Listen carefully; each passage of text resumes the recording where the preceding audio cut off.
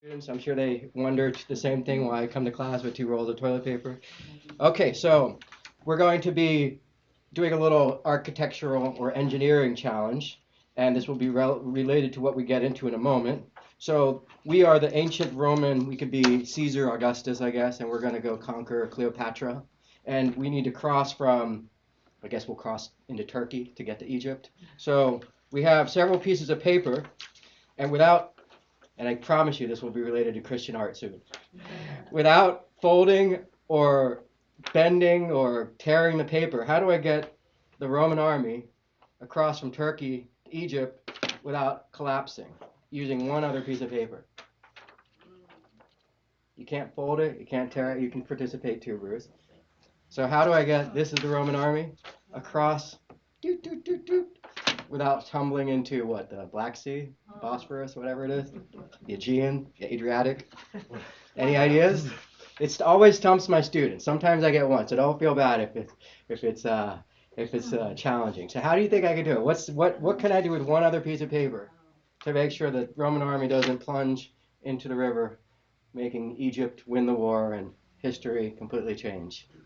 Now I don't know if you know this. Cleopatra was actually a Greek descendant from the Ptolemies, which is Alexander the Great's one of his generals. So when we talk about ancient Egypt, we're actually talking about ancient Greece in a way. Of course, the nobility, I mean, not the average Egyptian who probably, did that to Cleopatra. Her name Cleo means love of patria, is fatherland, so it's a Greek word, love of fatherland. So she was the last of the Greek Ptolemies. You can actually go see some sculptures at the Tampa Museum that confirm that I'm not just making this up. So here you go. Here again. Any ideas? Well, is it an arch? Because Very good. because Let all me give you a those high five cathedrals first. have arches. So that is definitely going to be a key element of our studies today and how that relates to art and architecture. So yes, if you put a little arch underneath. Now, of course, they didn't build bridges, and fortunately, they don't build bridges out of paper. You agree? Not a very good building material, but of course, it does stand up. And even though it might seem like, well, they don't use paper for bridges, the principle still applies. So what's happening here that allows the Roman army to not topple into the Bosphorus or whatever, the Danube, or whatever it is? Thank you. Just making up my waterways. So what is it? What's happening? What's going on? Why is it? What causes it to fall into the water without the arch? It's the way. Right, the weight, so gravity, right? So what are we doing to gravity? Does gravity disappear because we have a ground? You're distributing it over multiple. Right, and so where is it going now? If it's not going To the down, ground. where's it going? It's distributing it to the ground. Right, so the arch kind of transmits or directs gravity, and you really need these two things here, right? Or else, of course, it falls. So you're kind of redistributing gravity, so it's supported by these things, right? So that covers a lot of the things we're going to be looking at today because there's some very interesting things. Now, of course, the Roman didn't build these arches for churches. It was not intended as something that's essential for a church, and yet you can apply this engineering to churches, and they do, in fact, and it becomes a really important part of the Roman Empire, which really kind of seamlessly blends into Christianity, as you know, when they convert from paganism to Christianity. And of course, you have to build churches and contain art. And so there's a really important connection between the arch and artwork that relates to mosaics and stained glass. To painting, not so much, but we're kind of going to build into that because you really have to understand this connection between architecture and art. Specifically, what do you think you need in order to see paintings or mosaics or stained glass? Well, stained glass is a little exceptional. What do you need in order to see a mosaic inside of a building? Light. Light. So this is really the essence of what we're talking about here. Having big, heavy objects supporting arches is fine if you don't want the arch to collapse on top of you, but it makes it really hard to add windows to the building. So there's a real dilemma when it comes to these sort of 1,000 years of architectural innovation for Christianity, which is how do you bring light into the church without, well, without having walls that are so small that, of course, I'm sure there are many instances where churches did collapse. They don't probably advertise that very much. But nevertheless, I think you see there's a connection between architecture and the available light inside of the building. So what do you do? How do you solve this dilemma with wanting to have these beautiful, arched vaults? And of course, what happens when you turn a vault or, a vault like this into a three-dimensional vault? What is it? What do you call that? A dome, right? And if you think about, and we're going to get into this in a moment. If you think about a dome, it's a very cool way of making an inner space, right? But it's also a wonderful metaphor for what? What does the dome seem to resemble? The firmament. Right, the firmament, or like heaven, right? The sort of beyond, right? Or heaven, if you will. So the Romans come up with this idea of, a dome as a, I think, functional thing, but also an application of the arch, in three dimensions, or 360 degrees. And then it becomes a sort of space that has a metaphorical quality. I don't know if this was inadvertent or intentional, but certainly when they made the Pantheon, which we'll get into in a moment. Has anyone been to the Pantheon? Right. So tell us about the Pantheon. Is it impressive? Now I can turn out the lights. It is, but I've never been there like 30. Pardon me? It was like 30 years ago that I went. That's okay. Do you remember Yeah, it? Was it impressive. impressive? Yeah, it's huge. And what do you see inside of the Pantheon? Do you remember? A lot of tourists. Yeah, so it's in a way the building is more impressive because it's almost like you're struck by the building. And of course it is an ancient dome that still stands, which is really remarkable. I think the Pantheon is definitely one of the top 5 most amazing buildings because it's still standing. And so they designed it to stand up. But when you go in the Pantheon, you see this really kind of neat metaphor which becomes very useful when it comes to the church, which is of course, building heaven on earth. So we'll get to the dome in a moment, and we'll be talking about the arch. I think maybe now we can proceed because you get a basic understanding that there's a connection between the architecture and, of course, the inner space of the building. So here we have on the left Constantine's arch, and as you know, Constantine converted to Christianity, so he's kind of the beginning, you could say, of official Christianity. And of course, he builds a new capital closer to Jerusalem, I think very significant and symbolic, and of course closer to the trade, which is also probably really important. So there's a lot of luxury and a lot of textiles and things from India in the new capital of the Roman Empire in Constantinople. But what do they need? They need a church.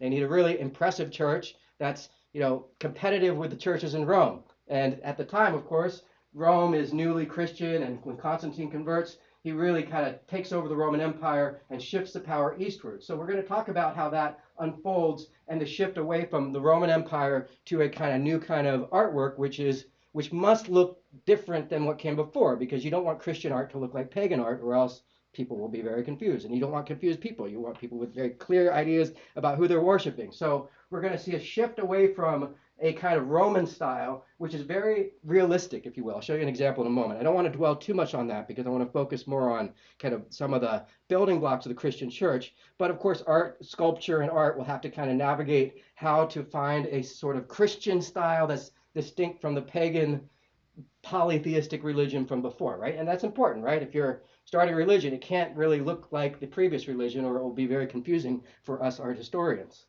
So who are we looking at here? Caesar. Yes, when in doubt, read the caption. I always tell my students, when in doubt. And we're looking at some of the first kind of real Christian kind of conquerors or emperors. This is not Constantine, but this is a few centuries later, and this is Justinian and Theodora. And you notice they've got this halo around them, so they're kind of divine rulers. I think that's really important to note, that they are kind of portraying themselves as divine, but also, of course, as worldly leaders. Distinct, right? He's a little less, maybe less jewelry, but nevertheless, I think they both transmit power in their own way. You notice she transmits power. Well, how does she kind of radiate power here? What tells us that she's important? Purple robe. So yeah, purple. And of course the slides don't quite capture the real colors here. You kind of have to imagine it's a little more purple there. But yeah, purple is a really rare and rich color. What else? Jewelry. Pardon me? The jewelry, right? She's really festooned or just decked out in all kinds of jewelry. It's really wonderful use of mosaic and glass to kind of capture jewelry. And what else? Her height. Her height. She's standing over everybody. I'm going to just flesh out a few more. She's in the middle. That's very kind of high status location in the picture. She's the one holding some kind of chalice, it looks like, to go maybe do some sort of like baptism or some kind of ritual with water. And so she's really meant to be powerful because she's central. She's got all these attendants waiting on her. She's covered in really expensive textiles. And I think there's no question when you look at this, she's really important. Now here's another question. Does this look like it's based on observation? Like, is she real looking? What do you think? Like, is it photographically accurate? No, this would be what you might call a little more schematic or cartoony. And this is the shift away from that. You wouldn't see something, I think this is definitely already shifting away from the more Roman style, which is a little more realistic, a little more about realism and what's called naturalism. This is the shift towards more kind of a flat, cartoony language, which will be really important as we move forward and and keep talking about pictures. But for now, let's look at Justinian, and how does he compare to her? And by the way, they're facing each other in the chapel in Ravenna. Ravenna, Italy is where you could see this chapel. They built this chapel as part of the reconquest of the Western Roman Empire, which had fallen at that point. Can't remember who it had fallen to, probably the Visigoths, the Ostrogoths, the Vandals, one of them. So, and that's all because Attila the Hun is disrupting things in the east. So there's all this sort of demographic pressure in Europe. So it's a very chaotic time, and the Byzantine Empire is trying to hold things together, and they do a pretty good job. It's kind of the last hurrah of the Roman Empire, because after these guys, you got a new religion that comes in. Anyone know what that is? We'll get there in a moment. It's very important. So for now, how does he transmit power? What makes him so important here? Visually. He's in the middle. What's that? He's in the Right, middle. once again, he's in the middle. And again, husband and wife are facing each other. The two mosaics are facing each other for all time. Very romantic kind of use of artwork. Right? He's in the middle. What else? Who does he have around him? Does he have attendants? Clergy. Right, clergy and soldiers. So he's really showing power is based on having the army and the clergy. In her case, she's all the attendants and the wealth. So it's two different kind of ways of transmitting power. Both, I think, effective and quite clear visually. But you notice he's kind of floating in the air. He's not grounded the way you might expect someone to look if you kind of really want it to feel like they have gravity and they have weight. And again, this is the shift away from the kind of realism of the Roman Empire towards a more spiritual, heavenly focus, which is fitting for Christianity because it's all about kind of spiritualism, if you will, compared to the more kind of realism of the Roman Empire. Again, I'll show you an example in a moment. And they build this wonderful church, and this will be the culmination of the application of the arch, and we'll get into that in a moment. Has anyone seen this church before? This is Hagia Sophia. In fact, it's not a church anymore. It's now a mosque, which just goes back to the religion we were just talking about. And you notice you got the minarets, which are probably added later, but it's a really impressive church, so impressive that the Muslim didn't even destroy it. They were like, nope, you got to keep this up. It's really impressive. They just converted it into a mosque, but it's still standing, and a wonderful example of Romanesque, and I think probably the best example, and a fitting church for Christianity with this new capital in Constantinople, right? And now, of course, it's Istanbul, but it will remain Constantinople for another 800 years. So 1453 will be the last sort of hurrah of the Byzantine Empire, and we'll get back to this in a moment. So this is going to be our sort of starting point. This is called post and lintel, and this is what we have around us right now. Post and lintel, something vertical, something horizontal, and you've got gravity pushing down. The weakest point, I guess, is probably in the middle there, and I think Stonehenge would be a great example of post and lintel. Just basic architecture, right? You want to put people inside a place, you probably originally used trees and some kind of wooden frame, then they realized that's going to rot away, so let's use marble. And you can understand slowly but surely they start adding stylistic elements, make it a little more ornamented, but ultimately it's the same thing. It's vertical columns and a flat sort of roof that provides shelter. And it's nice these people all provide a sense of scale.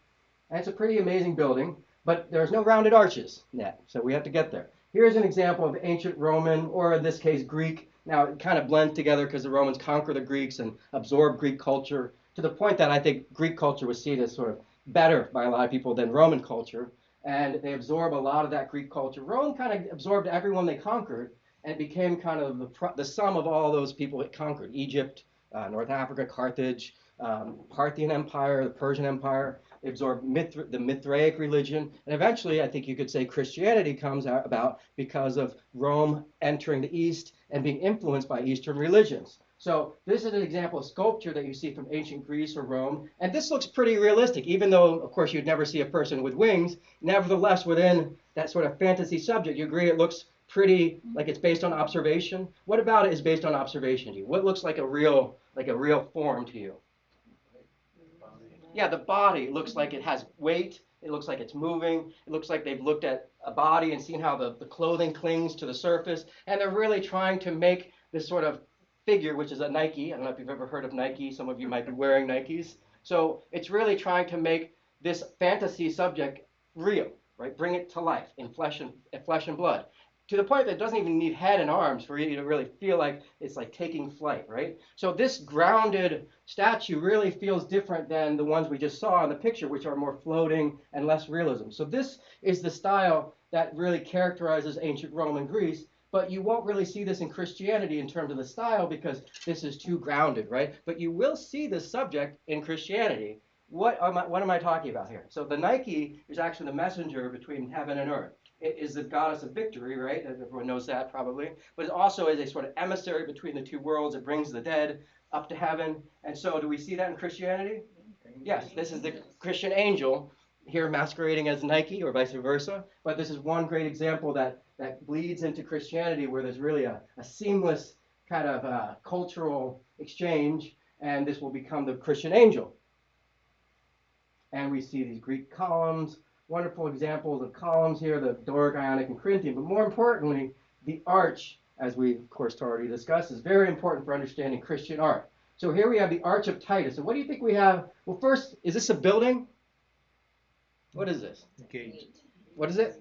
The gate. Right, a gate. So it's not a building or, it's not functional. It's symbolic, right? So it's sort of a way of letting you know you have arrived in Rome, or you have sort of passed through some kind of threshold. So it's a symbolic sort of entrance, which of course relates back to the idea of the arch and entrance to the church, as we'll see in a moment. Symbolically, you're sort of entering Rome. And in this case, Titus, anyone know why Titus is famous? What the source of his fame was? Well, you can see if you look inside, notice they're using the walls of the arch as a place to display history. What do we see here? A little louder? Hard to tell. What's inside? Okay, so maybe can't quite tell. There's a little object there that's kind of arch-shaped. Is that the Menorah, right. So this is the Romans, after a fierce resistance from the Jews, the Romans finally conquered, I think it was the Mossad. That's why they have the Secret Service called the Mossad now. I might be a little off about that, but I think that's right. And they basically put up a fierce resistance against the Romans, but eventually, you really can't stand up against the Roman army. They have so much going for them in terms of manpower, technical skill. And so eventually the Jews were defeated, and they carted off all the trophies. And I'm showing all those trophies that were carted off to ancient Rome. None of us are Romans, so we're not, there's no one getting offended here. But they were certainly, so happy about their pillaging that they celebrated it on the wall. So, I think that is, a very interesting example of, showing history on the walls of a symbolic arch. And what do you think they did with all this stuff they melted down into gold? Well, and here you can see maybe a little more clearly what's going on. They built things with it. They turned that into money, and they turned that into infrastructure. And what are we looking at here? Roman aqueduct. Yes, a Roman aqueduct, which of course, brings water from here to here. You just have this to be a little higher than here, and then the gravity does the rest. What else did they build? Well, the Colosseum. All that gold that was melted down, all the treasures, the spoils from the conquests were turned into stadiums and all sorts of other infrastructure. And you notice what characterizes the whole thing? That rounded arch. Very clever use of the rounded arch because each arch redistributes the weight to the next one, and if you just close it off, that must have really been impressive to the emperor. And of course, it's still standing mostly. But we haven't seen any churches yet. You agree? There's still no churches. So rounded arches, very different than the Greek style, which is post and lintel. The Romans come up with a rounded arch. Good for the Romans. And you can see, this one's, everything has fallen off except the arch. You got to love this. Someone's broken this at this point. Some kid has thrown some rocks and taken a TikTok video with it. I hope not, because they'll probably get in trouble for that. So you can see the building blocks of the church is definitely this arch, and of course you have to turn it into a 360-degree circle to make it a dome. We'll get there in a moment. But initially they're using the arch in a very practical way. These are bridges and aqueducts, or bridge aqueducts, because they're, I guess, doing the same thing. And you notice it's a really efficient way of using very little material to achieve a big result, which is, transmitting water and not having all this stone and stuff that's going to make it topple over. And the fact that they're still standing really, I think, confirms that's a very ingenious way of building, very useful. Now we have rebar and steel, and I guess the arch isn't so essential, but we will see an example later of an arch that survives and plays a big role up in New York City. And here, this almost looks to me like an AI rendering. It's so crisp, and yet this is a real picture of the aqueducts in Rome, and they still stand. And because they're really using the sort of limited range of building material back then very effectively, they're really optimizing stone and gravity. And here are some more examples. I think this is probably in England.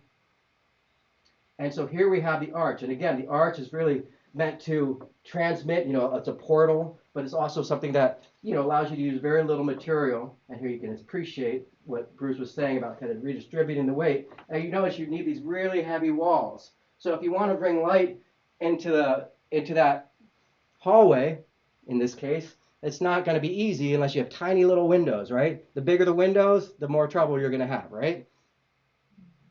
And here you can see, of course, I don't know why it's in Spanish, the arch, vault, and cupola is a dome. So it's really interesting to think, arch is just a sort of flat version of a vault, which is a two-dimensional version of, of a arch, and then you go 3 dimensions and you have a dome. And they're functional here. They sort of allow you to build and shelter people, but they become very symbolic. I think immediately they realize, wow. And here, where are we here? This is the pantheon. And of course, the word pantheon means a collection of gods, right? And so in the pantheon, you'll see Artemis, or I guess it would be Minerva, and Jupiter, and Hera, and I might be mixing up my Greek and Roman goddess names, but suffice to say, inside this building, you're basically meant to experience heaven. You're going in there to see Jupiter and say, I'm sorry for what I did. Please forgive me. You go see Hera. Please make her fall in love with me. Or each god gives you some kind of blessing. And you can definitely appreciate the sort of value of combining architecture and religion here. And you notice right above we have what's called the oculus that's bringing light into the building, right? Very cool. They let that little, they're like, do we need to fill that hole? Nah, just leave it open. Cleaning the floors will be a lot easier if we get rain every so often, right? So they leave this light hole open, and it's wonderful because that really, for me, is like foreshadowing Christianity. Because there's some kind of sense that like we need some overriding sort of thing that connects everything together, which kind of is like the dome. It's also like a sun in the sky. Or you could say it's that sort of monotheistic God that sort of supersedes everyone else, right? You can definitely see a lot of the metaphorical value in how this kind of anticipates Christianity. So we've got the Christian angel we've seen, the Nike. We've got the dome and the kind of idea of containing heaven inside of a building. Outside, not so impressive, right? But inside, very impressive. And you notice it really is quite amazing that they don't need more weight to keep it up. And that's partly because you notice the little blocks are coffered, so they're hollowed out. So you don't really need as much weight. It's not as heavy because they've hollowed out those individual blocks. Furthermore, they were really masterful with using concrete, and they knew how to, the Romans invented concrete. They knew how to use it in a way that really, allowed them to build a lot of these structures that we've seen. So we've got the dome, but we need a little more to really have the building blocks of the Christian church. We have a building in the United States that eerily resembles this one. Which one is it? Capitol. Which one? Capitol. Very good. So here we are inside the Capitol building. And I gotta say that the Capitol building is like welcomes you inside. There's a staircase that says, "Please come in." Long grass. It's kind of like a church because it aims up to heaven.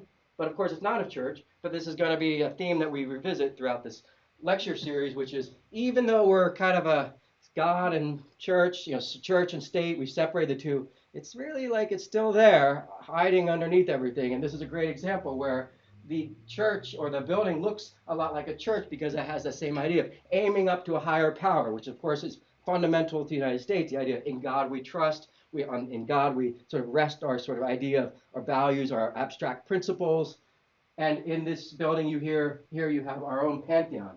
Who's inside the Capitol building? Zeus, Hera. Who do we have in there? I haven't been there, but I think they're major figures from U.S. history. I think like probably Harriet Tubman and Lincoln and who knows who else. So maybe one of us will make it into the pantheon, but of course it's a secular pantheon, right? It's really meant to be a place to honor American history. So that's our kind of version of the pantheon. But we still really haven't fully gotten all the building blocks of the Christian church yet. We've got the dome, we've got the sort of monotheistic, metaphorical oculus above, illuminating all the gods below. But we need a few more things. And we've also had the arch, Constantine's arch, which is the sort of entry to churches. Do we have 3 doors here in this church? So we really, this is really all related back to all this history of kind of tinkering with elements that will ultimately come together to become the Christian church. And so here we have the 311. This is roughly the time that Constantine defeats Maxentius and moves the capital east to Constantinople. And he thinks, wait, there's something I can use here as part of the church. And what we're looking at here is Maxentius' basilica. This is where people would be judged. This is like a courthouse. And this is the next part of our Christian church. And I think a really fitting use of a building because of the metaphorical quality of judgment, right? Is the house of God a place where God judges people? Yeah, so we've got the dome, which is heaven on earth, the firmament. We've got the Constantine Arch, which is the entry to Rome. And then lastly, we have the basilica, which is a courthouse. And you agree it looks more like a Christian church to you than a courthouse? When I look at it, I'm like, oh, that looks like a church. But of course, this is a basilica that would become a church. And I think pretty much most churches, I think, fit this sort of template. It really looks a lot like a church that you'd see today, and the rounded arch really defines every part of it. Notice even the coffered arch there allows less weight, and of course that's going to keep it from falling on people, and of course it's still standing, so it looks like it did its job. So when you combine all three of these, the dome, the basilica, and Constantine's arch, you can really see the building blocks of the church. But of course that brings us back to the other problem, which is, well, you can let a lot of light in maybe through the oculus and the dome, but you notice it's really hard to put windows all around. So you either light things with torchlight, you invent electricity, that's coming a little later, or you figure out how to rework architecture to make more light come in. Now, there might be another way of doing it, of course, stained glass, but we'll get to that in a moment.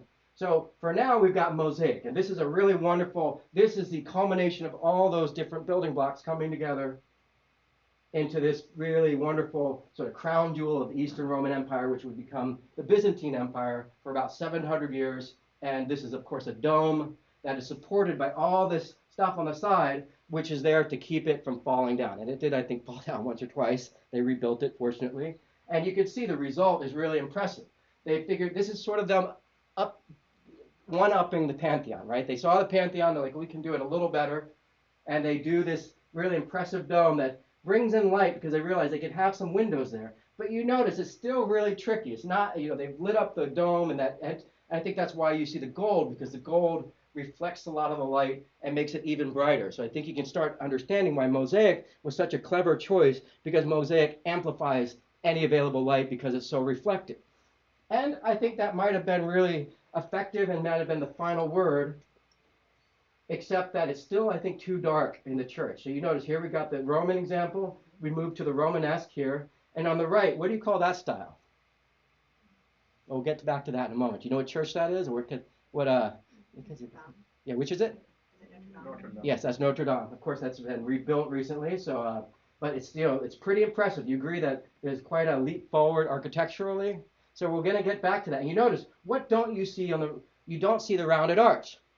So that's a very interesting innovation. Now the arch has gone all pointy on us. So why did it do that? Well, you might notice when it comes to an arch, we said, it distributes the weight outward. But if you add a little crease on the top, it's a little more stable. It's not stable still, but what you're doing is just transmitting the weight a little bit more downward than outward. Okay, that's really important because that's going to allow them to build higher and have thinner walls and achieve a really breathtaking experience in the church, which we'll get to in a moment. But for now, the Romanesque, this example in the middle, you can see is not very well lit. And I would argue that that's why tessellations and mosaic became this really important way of lighting up and amplifying the amount of light in the church, because they really, without some kind of reflective surface, it's going to be very dark inside of the church. You notice how small those windows are up above. And it's hard to light up a space that has Romanesque arches because, again, you need really heavy walls to hold it up. So I think they're doing their best to light it up. And really the result is very hypnotic kind of detail that you see in the mosaics. And you notice all that gold lights things up. And, you don't have electricity. So whatever you make has to be lit up by the windows. And I think you can appreciate this idea of bringing heaven down to earth, especially here, that kind of gold. You're sort of meant to be looking up, and heaven is right there. You're experiencing it before your eyes. And again, that's why you want things floating in the air. You don't want them grounded, because now you're experiencing heaven on earth. Now, who are we looking at here? Who's this guy? Might be a little hard to tell, because early versions of him don't show him with a beard or crucified. Early versions are him as a little boy with a wand, healing the sick, turning water into wine, raising the dead, right? So this is Jesus, and early forms of Jesus, they're he's evolving as they figure out a way to make him meaningful or connect to people. And there's certain value to having him as a child because he's innocent, right? And in this case, what is he doing here? Shepherding. Right. I asked my students at UT if anyone's majoring in shepherding. Of course, they aren't, but they understand the value. Perhaps this is meant to connect to people who understood shepherding as a day-to-day thing that they experience. So what does a shepherd do? Right, he cares for the flock. So you've got this metaphor of Jesus caring for the sheep, protecting them from the wolf. And I think it really was meant for people who lived in a kind of different world with different, different ways of living. But I think we can still connect to it and understand. So the idea is you go to the church, and this is, of course, seeing is believing. Here's Jesus alive as a shepherd, taking care of the flock. The mosaic really is very, I think, beautiful and detailed. And I think it very clearly transmits the idea that Jesus will protect you, and you are the sheep, of course, right? And what's happening here? Who is this? That's a baptism. Right, the baptism of Jesus here. And you got to love the way they're using mosaic here. I think it goes to show, though, mosaic is somewhat limited, right? It's hard to really achieve kind of 3 dimensions with mosaic and shadows, but they do a great job. It almost looks like the water's refracting the light, and you can see him underwater. A little pudgy Jesus, kind of feminine, and people, certainly art historians, agree that early depictions of Jesus kind of blended the feminine and masculine. It kept him prepubescent. And that will change once we get the Virgin Mary and once people kind of keep developing the depictions of Jesus. But I think the idea here is you go to the church and you're seeing Jesus being baptized. Therefore, you too should be baptized. So I think you understand the connection between the artwork and the subject matter. But again, you need to light this up really clearly, or people will just walk in there and say, I think it's like me going to a hockey game. I didn't see the puck one time. I have no idea what happened. All right, so here's some great examples of the Romanesque in different places. So this is in Germany, the Palatine Temple. I think this was Charlemagne. So you've got the Holy Roman Empire, the northern part of Europe. And it looks a lot like San Vitale in Ravenna, which is on the left here. And that's, I think, Aachen on the right. One of these is the Dome of the Rock here. And you might notice that they look a lot like each other. And early Islamic architecture did resemble early Christian architecture and art in many ways, particularly the rounded arch, the kind of peppermint stripes, and the kind of detail, the ornament of mosaic. And that's very confusing, especially, I think in the Middle East, you might, if you have 2 guys going around with a beard, Muhammad and Jesus, it might be very confusing. I think that goes a long way in explaining why Islam was very much against depicting Muhammad, partly, I think, for confusion's sake and other reasons we'll get into. But you can see they really do resemble each other. And here's the Dome of the Rock. And you notice outside the Dome of the Rock, we have this kind of surviving little piece of architecture. And you notice we got that pointed arch. So in fact, the solution to this problem of letting light into the church is resolved partly by inadvertently because of the Crusades. The Crusades brings a lot of French kings funded the Crusades. Not many people know that, but it's really the French who were the benefactors of the Crusades. And one of the Frenchmen discovered the pointed arch in the east and brought it back to France and solved the problem. Voila. And we'll see that in just a moment. Thank you. Appreciate that. So here is an early Islamic mosque. Looks like a church, doesn't it? Mm-hmm. Right. So it's really, and outside you don't see pictures of people, sometimes animals, but big no-no. You don't depict Muhammad. You don't depict the saints, but you do capture heaven on earth in the form of like a garden or the feeling of infinite, mathematical geometry, beauty. And so it's really all about the abstraction of God, the sort of pure essence of God in terms of color and light. And you notice the mosque has a very different design than a Christian church. It's really meant to be kind of a patio, and that's really designed off of Muhammad's home. And you can see and experience the beauty of Islamic architecture and the use of mosaic. Here, the way it transmits sound. But you won't see anything like, what we saw earlier with, Jesus here. You'll never see this unless you want to get your hands chopped off or worse, get a fatwa. You guys know what a fatwa is? That's when the church goes after you. I think, who was it? The author who, anyway, if you depict Muhammad in human form, you're definitely going to get in trouble. Yeah, thank you, Salman Rushdie. He got a fatwa. I'm sure he's doing okay now, but that's got to hurt to have a fatwa hanging over your head, looking over your shoulder everywhere you go. especially Ramadan. Anyway, so here we go. We're looking at Islamic architecture, and you notice this map is really jaw-dropping for me. So Islam stops at the Pyrenees, and I think there's an expression in France that, Africa begins at the Pyrenees. They like to look down at Spain because the French saved Europe from Islam. And you notice it really, I'm sure it had more to do with the climate. Keeping it real. I'm sure they're like, okay, that's enough. It's too cold. So we'll stay in Spain. In Spain, I got to say, lovely place. I love the Islamic influence in Spain. And that's probably where, you notice the Islamic expansion. We conquer Jerusalem, continue expanding all the way to Vienna.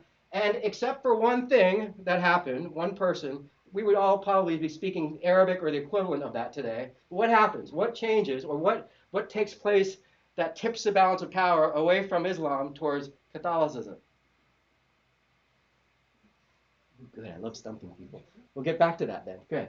We'll just leave that loaded, totally loaded. So I just want to point out too, you notice on the east coast of Africa, that's the beginning of the slave trade. We'll get back to that at a later date, but that's definitely significant. But you notice not much is going on. Why isn't much going on in southern Africa? Malaria, climate, and the Sahara Desert is pretty much unpassable, right? So geography definitely plays a big role in the ancient world. But notice how quickly Islam expands across the world. Pretty much faster than any religion in the world. Islam spreads across the globe. The word Islam means submission. There's 5 pillars, kind of very clear, simple kind of declaration of faith. And I think that's what allows it to be so easily kind of transferable to all these different cultures, except for China. China, no one can beat China in the ancient world. They tried. Rome went in there, like, okay, never mind, my bad. And they tried. India resisted Islamic expansion for a while, but eventually they fell. So it's really geography, maybe culture, but really, except for one thing that happened, Islam would have probably dominated the whole world. I'm not going to tell you. We'll get back to that in a moment or a later day. So, nevertheless, there's a kind of cross-pollination that takes place. Here we're looking at the Taj Mahal, and you notice that, I think, is absolutely the result of the influence of Islam in that pointed arch. And you notice how big and tall you can build with that pointed arch. And sure enough, the French take that pointed arch and they transform the rounded arch into the pointed arch, and they get all the benefits of that pointed arch. And what does that pointed arch resolve? It resolves this question of bringing light into the building. And here we have an example of a pointed arch here in the United States. Where is this? New York. Right, and which bridge is this? Brooklyn. Very good, Brooklyn Bridge. And I think it's using the pointed arch probably for all the benefits. You don't need a big, heavy support because it transmits the weight somewhat down into the outward. And so this is a great example of a pointed arch here in Brooklyn. Or not here in Brooklyn, but here in the United States. And here you've got a kind of blend of both. I don't know, this is a church somewhere in Tampa. One of my students submitted this. You got stained glass, which we haven't seen yet, pointed arch, kind of Constantine's arch there. And you could see kind of a lot of the things we've seen already. So what are the elements of this quote-unquote Gothic style? Well, you can see here the pointed arch. And here we're looking at the Virgin Mary holding off Jesus. What building is this again? You think? I think you already said this. This is Notre Dame. Then the word Notre Dame means Nuestra Dama in Spanish, or Our Lady. The word Notre Dame literally means Our Lady, which is, of course, Mary. right, Virgin Mary. So it's all dedicated to Virgin Mary. And you can see this pointed arch becomes a sort of new sort of key element of a building. And look what you can do with the pointed arch. You can open up the space, and it becomes really, I think, a whole new sort of order of magnitude in terms of spirituality and space and light. But of course, the real impressive thing, and notice everywhere you've got that pointed arch. You've got this kind of dame-like sort of walkway where you, I think, probably are meant to really kind of express your faith through navigating the space down below. And up above, you see these beautiful stained glass windows. And the only reason why you can have these walls opened up is because now they've outsourced all of that building structure that keeps the weight, from the building from falling down. You outsource that to the outside of the building in the form of flying buttresses. So it's not just the pointed arch, but it's also the flying buttresses and really just that. And that allows them to open up the walls and have these walls of glass, which tells the story of the Bible and Christianity in terms of color and glass. And most importantly, God's light is illuminating the story. And I think it's really, wonderfully hypnotic and beautiful, but it's a little hard to see the details, right? You can even see the faces are a little washed out. Everything looks a little jigsaw puzzly. And I think that's why we'll see painting even dominates stained glass, because all those stained glass is this really wonderful blend of architecture and pictures. it still isn't as effective as painting for transmitting emotion or transmitting detail. And that's really important because, as we'll see, people really respond to emotion and detail. And if you have any doubt, just take a look at your YouTube feed or what you look online, and we all kind of subconsciously respond to emotion, and we'll be tricked with our emotions by the internet eventually. So here we've got the Rosetta as a really wonderful kind of example of order and feeling of kind of harmony and balance. But you don't quite see the details. You see the color. You experience the sort of light. Even here, right? I think it's super impressive, and I absolutely love stained glass. Probably a real pain to clean. And this is probably Jesus holding the wand, maybe a little older here. But it's really hard to see the stories. The stories kind of disappear, get lost in the detail, right? Even here, I mean, I hate to detract from stained glass because it's so impressive. And these are primarily in France and other places too, but France is the real center of the Gothic movement. And that's because, again, France is the country that paid for a lot of the Crusades, and they brought back the pointed arch, and they really developed this whole new style of architecture, which solves that problem of kind of letting light into the church. And, I think it's really a wonderful moment in time for Christianity, but it's not really the final moment. So here you've got mosaic, here you've got stained glass. They're both, speak in terms of color and light and detail. But as we saw last class, there's something about painting, which we see on the right, which immediately you could tell there's a whole new level of detail and kind of what we might call clarity or high resolution. This is like pixelated painting, and this is like higher resolution, 300 dots per inch kind of painting. So there's a certain clarity and precision that you can have with painting that allows you to have more versatility with transmitting emotion, and I think you can see that quite clearly. It's very flat on the left. I think last time you said the bodies kind of look the same, and so you really are kind of capturing things in a way that I guess AI today is able to make super believable pictures, and that's probably a good metaphor or analogy for what we're looking at here. So last class we left off talking about mosaic versus stained glass versus painting. So now I think you can understand that stained glass really comes about with this sort of dilemma of finding a balance between architecture and art and bringing light into the building. But of course, that's not the final word, because painting really becomes the supreme form of expression in Christian art. But that doesn't take place overnight. And next class we'll be talking about how the Black Death or the bubonic plague is really the key catalyst for the church investing heavily in painting as a sort of new way of getting people back to the church, because they lose a lot of interest in the church during the Black Death, and they need to bring people back into the church. And painting, it's sort of like going all in on some super new technology, because that's going to really dazzle people and bring people back into the church. So we're going to see in the next class that it's particularly the Virgin Mary, who's really going to be the star of the show for the next few weeks.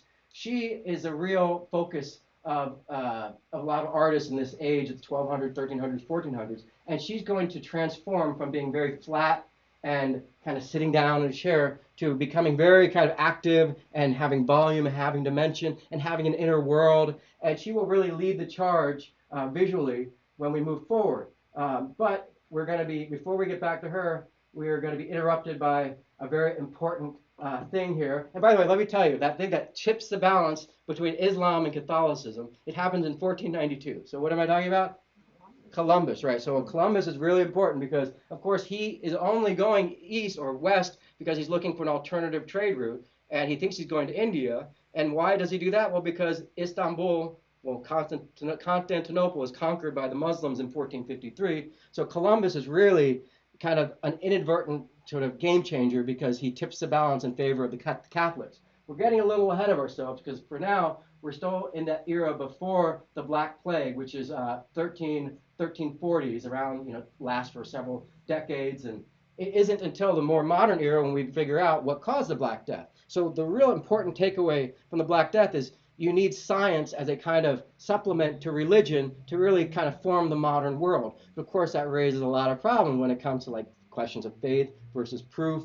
And the church is going to really have to kind of deal with the uncertainty surrounding this new technology, including the printing press, including the emergence of science as a kind of competition to understanding the universe as we know it. But we don't really have science yet because the church has kind of a monopoly on everything. People go to the church for hospitals, for funerals, for birth, for guidance. Now a lot of people, the equivalent of church is your smartphone. You've got this to tell you where to go, and it takes up all your time, and you got your little church in your pocket. Back then, the closest thing would be going to church and experiencing all the benefits the church brings. But of course, the church doesn't have the final word on things like perhaps like Black Death, which the church didn't really have the final answer to, because it really wasn't.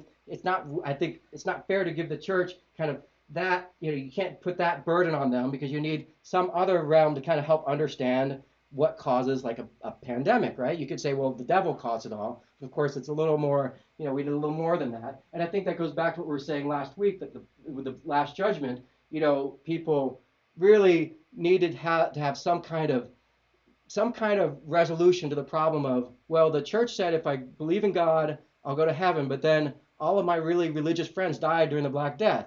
So, I don't understand. And that lack of understanding is really the crisis that the church faces, and why it starts changing to a degree. It starts allowing anatomical studies. It starts allowing Da Vinci to dissect bodies and look inside the body, because the church understands there's another realm that they need to kind of address, or else they'll keep losing people to this sort of shifting sands that are shifting towards this more modern era. So the Black Death is really an important game changer, disrupting the church's sort of monopoly on people's sort of sense of God and hope and despair. And before we end, I want to look at this and see if you guys can tell me what we're looking at here. So is this a religious painting?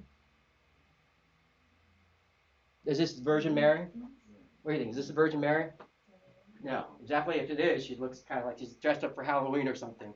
So, Elvira, right? Yes, good. So, tell me about this. What are we looking at? What's happening here? You agree? It's not a Christian painting. So let's agree on that. Looks like a battle. Okay, battle. Good. Why do you say that? Who said that? Well, the center's holding like a quiver of arrows. Right. So we've got these arrows, and a very interesting question for me is, why are they white arrows? They could have painted normal-looking arrows, right? But they use white for the arrows. So why paint white arrows? There's a kind of symbolism to the white, where it's meant to. A good guy. Close. You're on the right track. Innocent. It's close, and I like the way you're thinking, but you're not right. Like a holy conquering war. Okay, you're good now. I like how you're thinking. So we'll get back to that question in a moment. So who are these people in the background? What are they meant? Who are they meant to represent? Who do we see in the cluster of people? Women. I see women, men. I see religious figures. I see royalty. General population. Right. I think we're meant to be looking at the cross section of society. Okay, good. So cross section of society. There on the left and the right. In the middle, you've got male, female. I say female. It's not crystal clear, but I definitely kind of veer towards female. Not that it necessarily matters, but I think it's interesting to think that they left it vague. They left it ambiguous, probably intentionally. Does she have a face? No. So faceless, kind of vaguely male, female figure. Is she standing still or is she walking? It's hard to kind of really achieve movement with a flat, still object, right? But I would argue that it looks like she's slightly, when it comes to zombie movies, there's like the zombies that run really fast, or the zombies that are like, right? Which one's scarier? It depends, right? It really depends. They're both scary in their own way. Like the unstoppable, the persistent zombie that never stops is pretty scary too. Then there's like the hordes of zombies. I mean, you can remove me from either scenario, I hope. But I think she's moving forward, just because I see one knee kind of ever so slightly crooked there on the right. I don't know if that's right, crooked knee, I feel like it's a whole word that my grandfather would say. But yeah, she's moving ever so slightly forward. And what's she holding? Arrows. Right, so what's the connection between, why does she have all these arrows? She's catching them. What's that? She's catching So she's either collecting them or she's the one disseminating, distributing them. What do you think? Catching. I feel like she's definitely the bad guy here. I'm not getting really good vibes from the arrow lady here. So what are we to make of this? So you notice she's walking. Well, I don't want to say too much. She's walking, and you notice people are on either side. So in her wake are all the people who have, I think, perished. I think they're perishing because I see like arrow through the Arrow face. through the face. That's definitely a hard way to go. It's going to take a while. It's going to bleed out and not be very fun for that person. And they're all kind of, I think we could agree, they're dying or been killed by these arrows. So what are we looking at? Why are the arrows white? And who is she?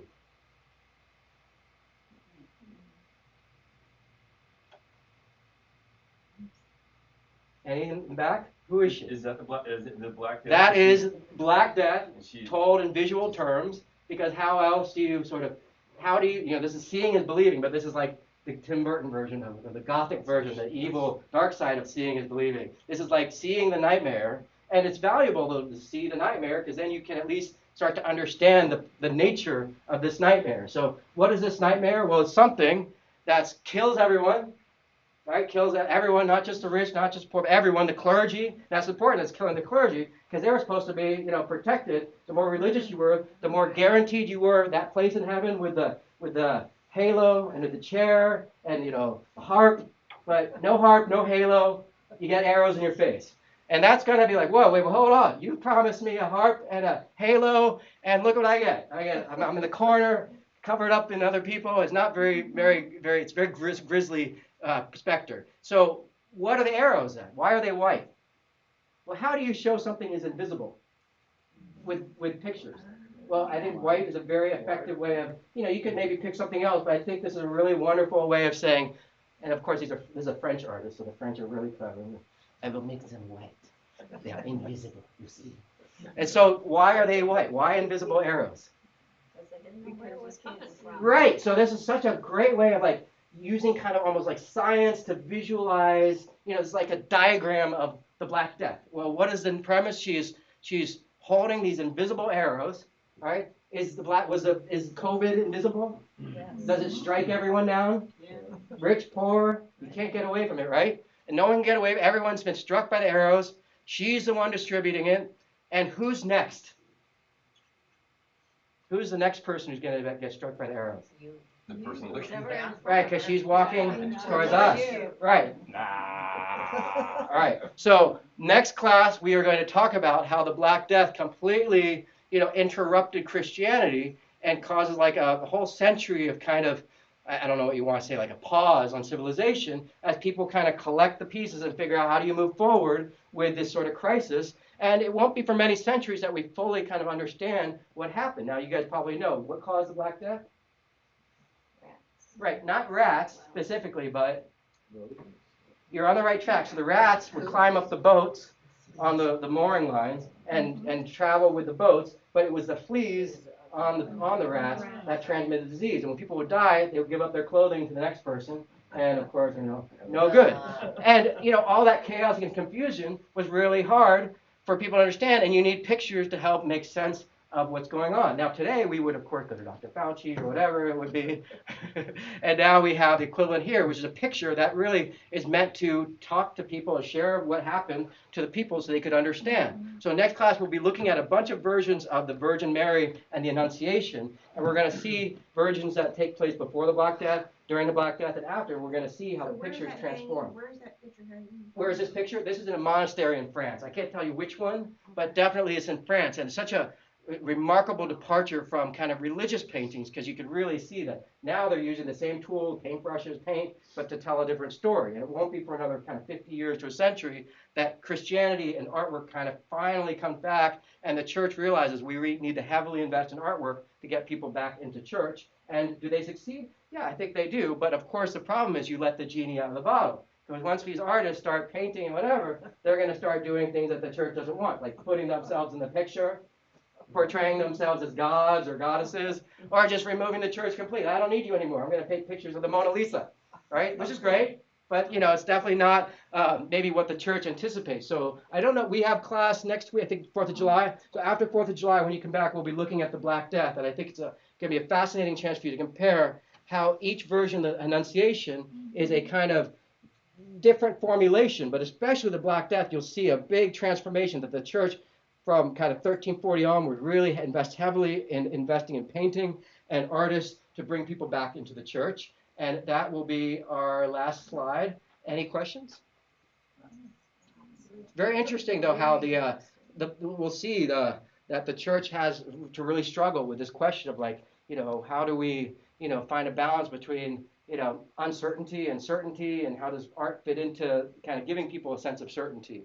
And I really like this subject because, of course, we went through the COVID, and I think this is a really, with my students at UT, they really could connect to this because they understand very clearly that, this Black Death was a really important analogy to what we all experienced. Now, as a church today, investing in art to bring people back in. I think, Jet, you were talking about, Christian art today, and I think later we'll think about that. But I think the best answer is everything in the world is still Christian. It's just we don't realize it's Christian. It's sort of underlying the movies and stories, and maybe even, a lot of, I think we came up with photography and film because we invested so heavily in picture making in the West as a way to bring the Bible to life. Like I don't think photography wasn't invented by Islam, or in film wasn't because that religion didn't invest heavily in picture making. I mean, I'm just speculating, but I think that's, you can really understand how we have an obsession with picture making here in the West because we've really focused on pictures as a way to bring to life, heaven and the Bible for so many centuries. So I would argue that a lot of the films we have today are still kind of Christian moral stories. They just don't look like Christian stories, but they are underlying all of that is the same kind of premise. So yeah, unless there's any questions, I'll see you guys in 2 weeks, and I hope you're here for the Black Death subject, because I think you'll really enjoy seeing the Annunciation. Look, the Annunciation is such a great subject to talk about because we're talking about the Immaculate Conception, and of course, that's such a interesting way of visualizing something which most people, even back in the day, knew was something that required faith in order to believe, because most people back in the day understood that in order to have a child, you need some kind of physical something or other. And so the Immaculate Conception is a way of, using art to make people believe in something which might otherwise be unbelievable, but for the importance of faith. So when we get back, we'll be looking mainly at the different versions of the Annunciation and how that relates to Black Death. Okay? Class dismissed. Thank you.